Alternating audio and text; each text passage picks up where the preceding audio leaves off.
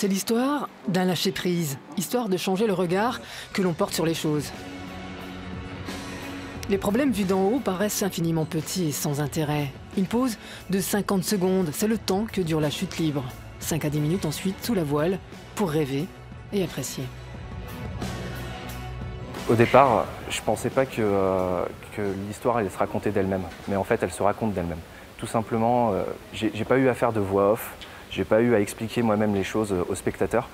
C'est les paras qui, juste en montrant ce qu'ils font, expliquent aux gens ce que c'est que sauter d'un avion, ce que c'est que d'être accroché à rien.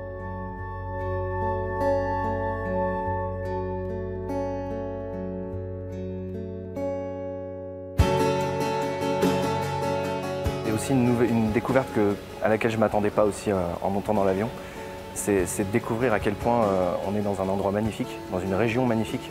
On voit le Mont Blanc quand on est là-haut. On voit au coucher du soleil, le Mont Blanc il devient doré, c'est magnifique.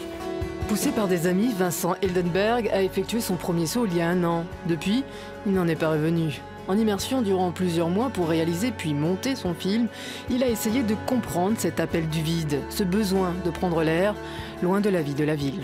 Beaucoup de paras me disaient aussi que quand ils viennent ici, c'est pour se décrocher du travail, pour se décrocher des ennuis de famille, etc.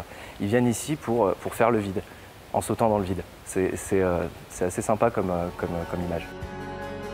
C'est comme quand on est dans une piscine et on n'a jamais nagé. On nous jette dans l'eau et on ne peut pas s'accrocher au bord. On ressent la même chose. Notre cerveau, il découvre et il doit s'adapter à un nouvel environnement. Et du coup, ça nous fait réfléchir sur pas mal de choses.